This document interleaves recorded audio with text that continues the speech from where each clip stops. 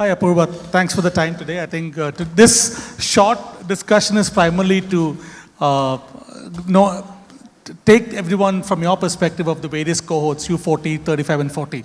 So I'll just ask the team to put the slide on the U40 behind, some data points here. So if you look at the U40 entrepreneurs, right, they are often moving from builders to stewards. In your experience, what are the most intentional choices leaders make when they start thinking beyond the current business cycle? So this is like the statistics of the U40 cohort in the Avendus Wealth Hurun Youth Series list. Yeah. Sure.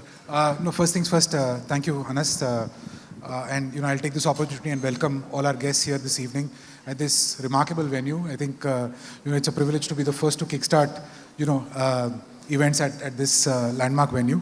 And thank you once again for for helping us put the entire program together. Coming to your question in terms of, sorry, I'm just looking at, yeah. I think how the cookie crumbles clearly as you move from stage 1 to stage 3 very clearly is the fact that I think priorities change. We've seen that in the journey of several entrepreneurs across generations, that as you build for scale, you start catering to a very different set of stakeholders. I think taking inspiration from what Gaurav mentioned, our own journey, and I made this point earlier that very serendipitously, Hurun and Avendus started off in the year 1999. So for those of you who are not aware, well, Hurun report is as old as Avendus is.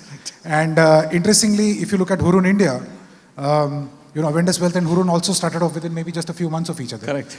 And today, I'm sure you will also agree as a founder, Anas, and Gaurav made this point, that over the journey you start getting larger, you start becoming a large employer. So you start looking at your talent pool. You of course start catering to a wider set of clients. You start developing a very, very myriad now set of stakeholders.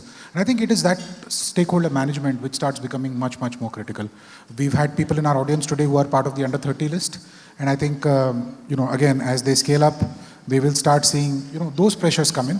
But I think it's actually part of the journey, if you ask me. So that's something which becomes much more enjoyable. And what are the sort of common trends that you've seen across the entrepreneurs that you've interacted with when they reach between the age 35 to 40, next gen? Someone like Devansh is here, Nishant is here, JBM Moto. Yes. They're all doing some amazing work, right? So what is the common sort of character traits that you've seen across this age cohort? I think, again, I'll take a cue from what Gaurav mentioned. You have the luxury of making some mistakes in the early stages of your journey.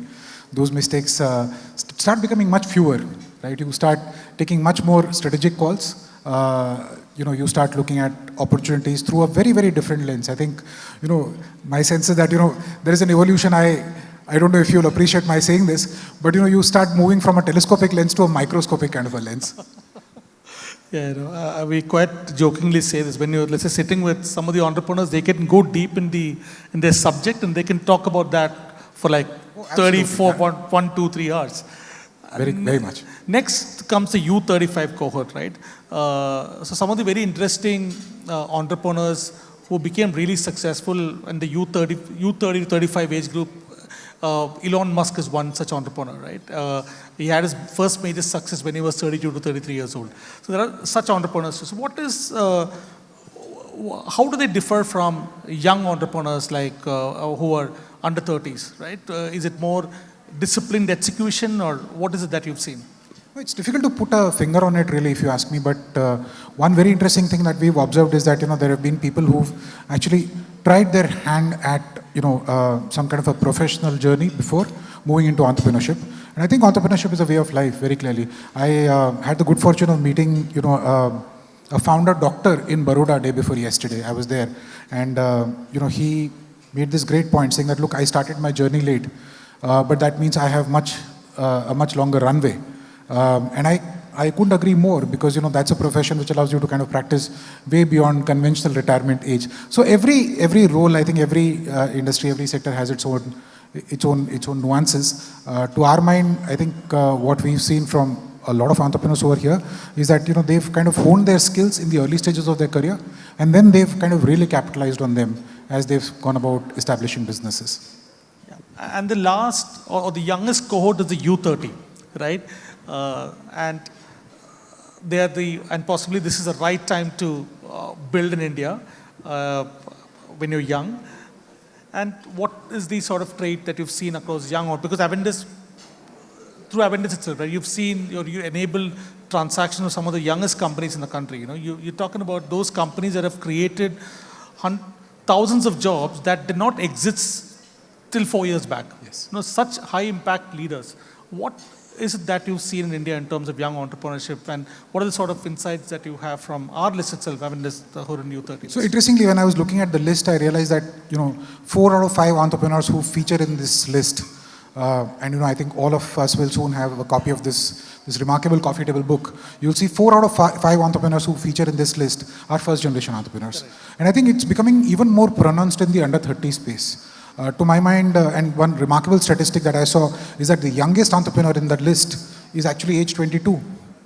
So we are seeing entrepreneurship becoming a way of life, and it's very, very heartening to see so many people take up entrepreneurship at early stages in their career. Another remarkable statistic which I saw from the list is the fact that I think nearly 1/4 of the names which featured in the list, went to the top 5 IITs, which also goes to show that, people who are going in for, higher education are also now looking to kickstart their entrepreneurial journey right at the very onset. So to me, that is very heartening. It goes to show that, they're not thinking of becoming job seekers, they're becoming job creators. And that, I think, augurs very well for the country going forward. Any parting words to the audience or the cohort here? Well, actually, I have a question for you, Anas. Oh my God. I thought, let's try and make it, two-way kind of a conversation. Here, you mentioned in your opening remarks that, you've done similar youth series across other countries. You mentioned China, UK, France, Germany. So what's been your observation when you look at the youth series in those developed markets vis-a-vis high growth markets like India and China? No, see, developed and developing is a very relative term according to me, right? True. If you look at the Hurun's youth series in, let's say, China and US, of course, they have a much bigger cohort compared to India. But let's say compared to a UK, France, Australia, India is absolutely beating all of them when it comes to the U40, 35, and we have to be very clear about defining our list. So anybody who enters the Avendus Wealth Hurun Youth Series, they have to have built a business worth at least $25 million. Yes. So anybody who has to enter the Avendus Wealth Hurun U40, they would have to have built a business worth at least $100 million. So it's clearly defined by valuation parameters, right? So you really have an apples to apple comparison. True. And I'm not even talking about PPP and all that stuff, right? Even when you do that, we are absolutely the number 3 young wealth creation or value creation hub in the world. And that's what the list really says. And that's why it is very exciting to build in this country, whether you are a first generation entrepreneur or next generation entrepreneur. So that's what it is. No, that's quite remarkable. And I'm convinced, I think, you were asking for last words. I'm convinced, I think, the first edition of the Hurun Youth Series has resulted in 436 entrepreneurs being identified. I'm convinced as we go into further iterations, this list will grow at an exponential pace. Absolutely. Thank you, Apurva. Big round of applause to Apurva, please. Thank you.